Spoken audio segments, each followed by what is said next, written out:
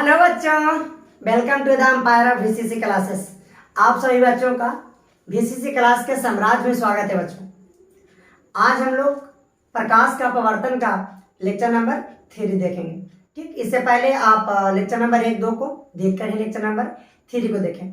ठीक, चलिए। तो बच्चों, कहा जाता है कि जो मुस्कुरा रहा है उसे दर्द ने पाला होगा, जो चल रहा है उसके पैरों में छाला होगा।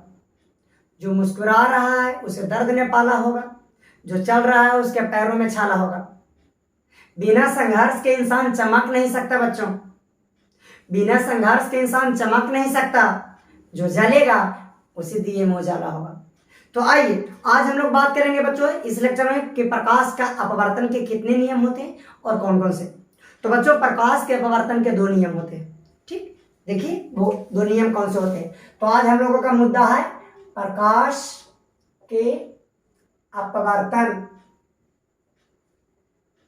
का नियम।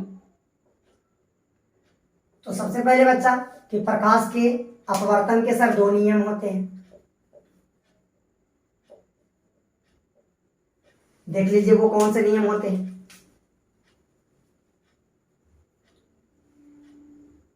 मान लेते हैं बच्चा, ये हमारे पास विरल माध्यम है और ये जो माध्यम हमारे पास सघन माध्यम है। ठीक, देखिए प्रकाश की किरण आया तो ये जो किरण आ रही है इस किरण को हम लोग आपतित किरण कहते हैं। और बच्चों, जिस बिंदु पर टकराता है उसको आपतन बिंदु कहते हैं और इस पे एक लाम डाल दें तो इसे अभिलाम कहा जाता है। ये हमारा हो गया अभिलाम। और ये जो किरण सीधे जाना चाहिए था वो सीधे ना जाके कुछ ऐसा मुड़ जाता बच्चों, और इस किरण को हम अपवर्तित किरण कहते हैं, जिस पर हम लोग अच्छी तरह से बात कर चुके हैं। इसीलिए कह रहे हैं कि वीडियो को रेगुलर देखा करो। चलिए, तो प्रकाश का अपवर्तन का पहला नियम क्या कहता है बच्चों कि ये जो आपतित किरण है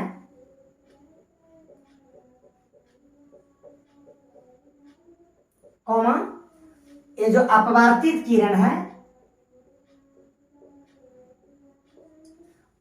अपवर्तित किरण तथा ये जो अभिलाम है बच्चों, आपतन बिंदु पर डाला गया अभिलाम, आपतन बिंदु पर डाला गया अभिलाम तीनों एक ही तल में होते हैं।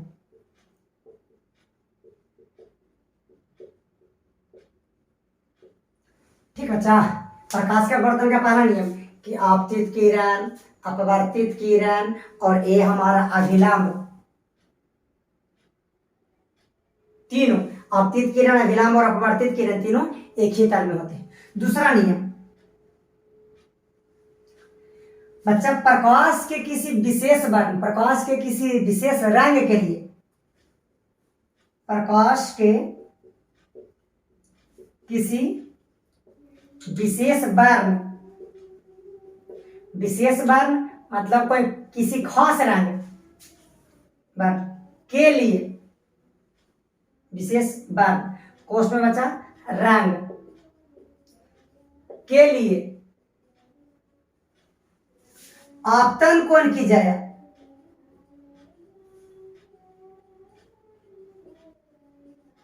जया और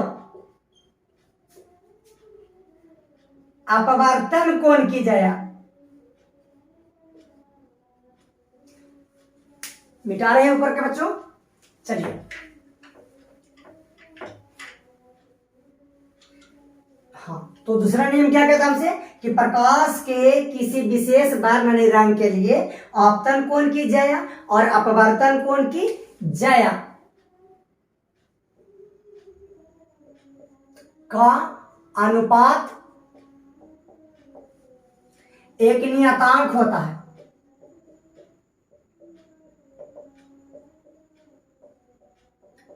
ये हमारा बच्चों प्रकाश के अपवर्तन का दूसरा नियम है कि प्रकाश के किसी विशेष वर्ण खास रंग के लिए आपतन कोण की जया और अपवर्तन कोण की जया का अनुपात। बच्चों आप लोगों को पता है कि जया किसे कहते हैं? जया साइन को कहा जाता है। साइन का हिंदी मीनिंग होता है जया।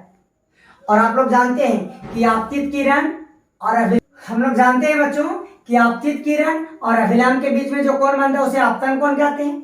और अपवर्तित किरण और ये हमारा अभिलंब के बीच में जो कोण बना है बच्चों उसको अपवर्तन कोण कहते हैं।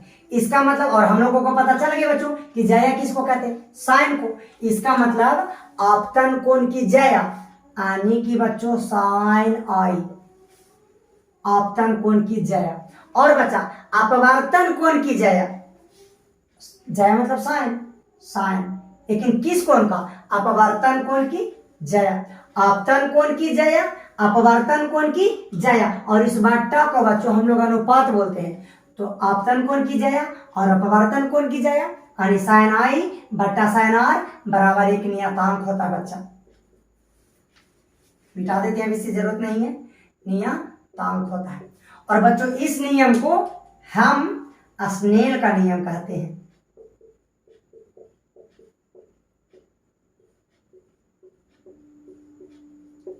ठीक है, इस नियम को क्या कहते हैं? स्नेल का नियम। नीचे वाला मिटा देते हैं, फिगर भी मिटा देते हैं बच्चों।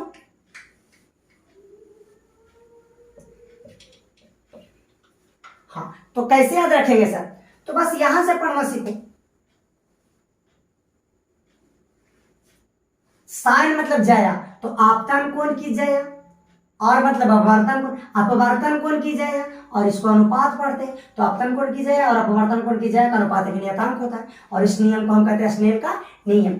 और बच्चों ये जो हमारा साइन आई यानी आपतन कोण की जया और बट्टा में साइन आर यानी अपवर्तन कोण की जया का अनुपात जो एक नियतांक होता है। और ए नियतांक बच्चों n2/n1 के बराबर होता है। n2 का मतलब क्या होता है बच्चों? n2 का मतलब बच्चों माध्यम 2 का अपवर्तनांक 1 की अपेक्षा।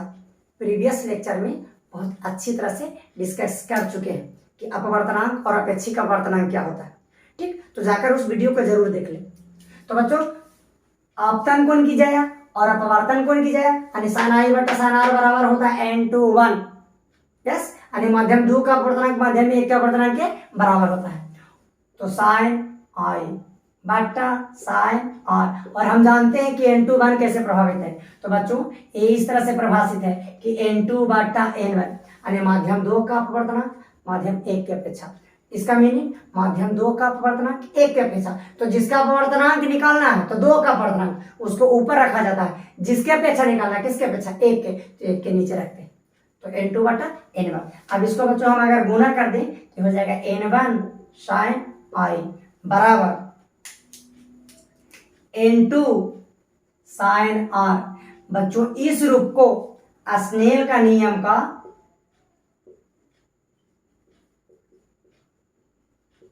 सममित रूप कहते हैं। सममित रूप यानी बच्चा सिमेट्रिक फॉर्म कहते हैं। तो ये आपका है बच्चों प्रकाश का अपवर्तन का नियम। तो इसी के साथ हम अपने लेक्चर को समाप्त करते हैं। जय हिंद, जय भारत।